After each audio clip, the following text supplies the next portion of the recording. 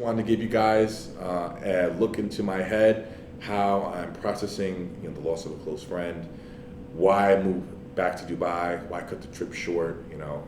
Somebody in the comments are saying like I'm quitting the meet, I'm calling it quits.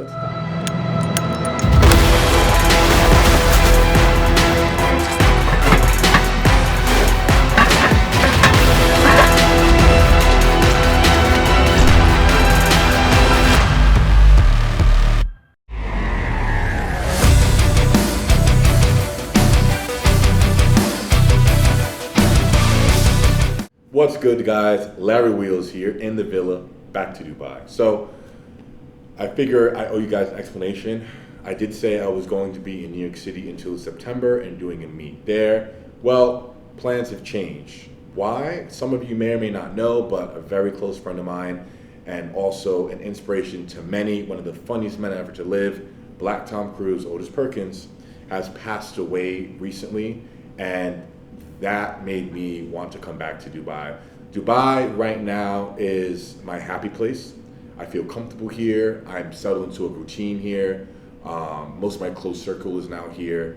And the main reason that I moved back to New York City, and I had planned this trip to be for several months, was to work with my best friend. I had missed him. He came to Dubai a couple of times. I met him in New York a couple of times, but when we first met, we spent a lot of time together between training, eating out, going out, etc. And I missed those times, so I decided, you know what, let me spend this summer in New York City, getting away from the Dubai hellhole. Right now it's super hot in here. Love Dubai, and it's bearable, but it's super hot right now. So I thought it would be a good idea, go to the city, train my best friend, work with him, make content with him, and experience the city again during the summer.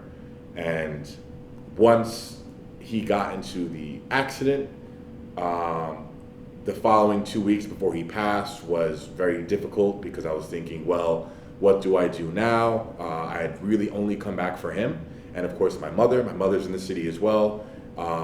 We're discussing maybe having her come out to Dubai, but that's for another video.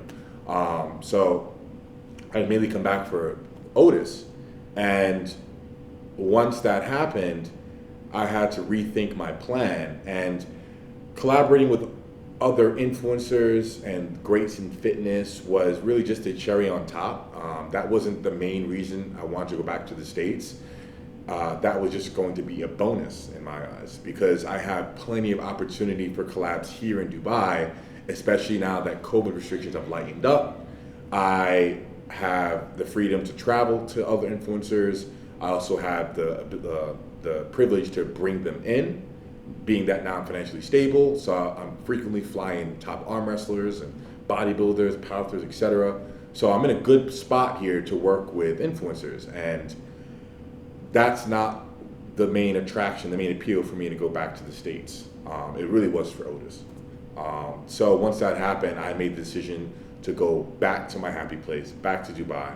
And guys, everybody mourns differently. For me, I need to get back to being active, being productive, and keep busy. I don't want too much time alone with my thoughts, thinking about what had happened. And that, for me, is a healthy way to move forward. It's what Otis would have wanted as well, I believe. He would have wanted me to move forward with my life. I'm doing my best, to keep his memory alive. There's a tribute video coming very soon. The only reason there's a delay with that video is because my videographer, the great Adam Silver, strength from that, has most of his files here in Dubai stored in a hard drive. And we want to give you guys, a proper tribute video. We don't want to do one rushed. We know there's a demand for one. And also, we want to show thanks and our gratitude for Black Tom Cruise being in our lives and inspiring all those who he did. So we're getting that out soon. Now that I'm back in Dubai, I still intend on doing a powerlifting meet. It's going to be a mock meet though. My coach is actually going to come out. I'm going to do all 3 lifts, squat and wraps, bench raw, deadlift raw. And it's going to be October 16th is the date we're looking at. He's going to actually come out here to Dubai and give me, hands-on coaching the week prior, maybe 2 weeks prior, when I'm taking my heaviest singles my projected second attempts. And I was back to what I was saying about morning. You know, it's okay as well if you need to take time away from everything and everybody, from obligations, and take a few weeks or so to just process everything. For me, that wouldn't be ideal. I need to keep busy. I need to stay productive. I need to stay active. So that's why I immediately went back to training, back to filming. And now every time I train, I hear Black Tom Cruise's voice. Come on, Larry, pick up the morning paper. You know, he has so many one-liners that we all know and love, and they'll never get old. And, you know, that is something I'm going to actively keep alive. You know, I'm going to remind you guys for years to come, as long as I'm a YouTuber putting out content, who Black Tom Cruise was and how great he was, and all the one-liners he had. You know, it's not just a tribute video, but it's going to be, you know, he's always going to be a part of my career. Back when I started out, he was a massive help. I mean, I didn't have really a means of transportation. I just would take the subway or the bus, and Otis would drive over an hour and change to come and pick me up, bring me to the gym, sometimes bring me back home even, or drop me at a nearby subway station, you know. So like little things like that, you know, I always remember and appreciate, because I didn't, you know, if I didn't have him around to do that, you know, I was looking at, you know, several hours getting to the gym in Mount Vernon or getting to a gym in Queens from the Bronx. Very tedious, long trip on the subway, multiple trains, multiple buses. So he actually helped me out a lot for a long time just with that alone. Not to mention all the life advice and, you know, just all the good laughs we had together, you know. So love you forever, Black Tom Cruise, you know, rest in peace. Back to my plans. We have a few weeks of training left for the mock meet.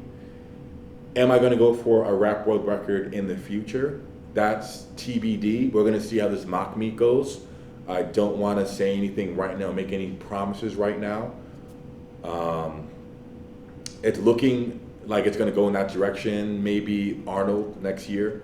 I broke the 308 140 kg sleeve record at the Arnold, so I'm intending maybe, if the mock meet goes well, to do it again at the same meet. The judging was consistent. There was a good atmosphere in there. I actually really enjoyed the meet experience. It did go on pretty long, but that's most meets for you. So the main reason I'm doing a mock meet and not jumping into an official meet somewhere in the world is because for the longest time, I've wanted to see what I'm capable of when going to do all three lifts when I'm comfortable.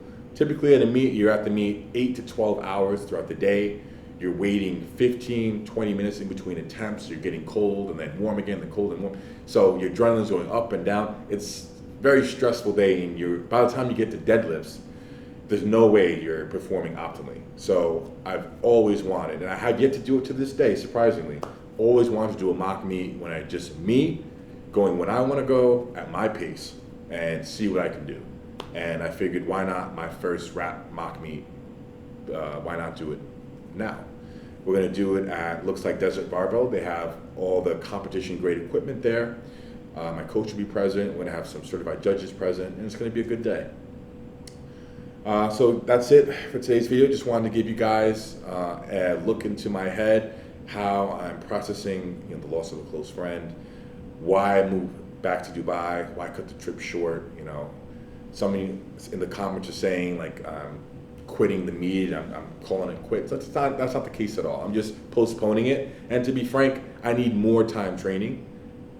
I had a year in hiatus from doing competition squat, bench, and deadlift. I haven't even flat bench in a year. So after just 6 weeks of training, my numbers have gone near where they used to be at their best. So it's looking really good. But doing it in September would have been very tight. I mean, that's only a couple of weeks of training left from today. And there's no way that I would have been able to hit the numbers I have in mind with just two more weeks of training and a week of deload and rest. I definitely need a few more weeks of training. Muscle memory is still doing its job. I just need more time. So mid-October makes sense anyways. Guys, I love you guys. Thanks again for watching, being a part of my journey, and supporting BTC while he was still here. And we will see you guys on the next one very soon. Yeah, Larry was out. That's it.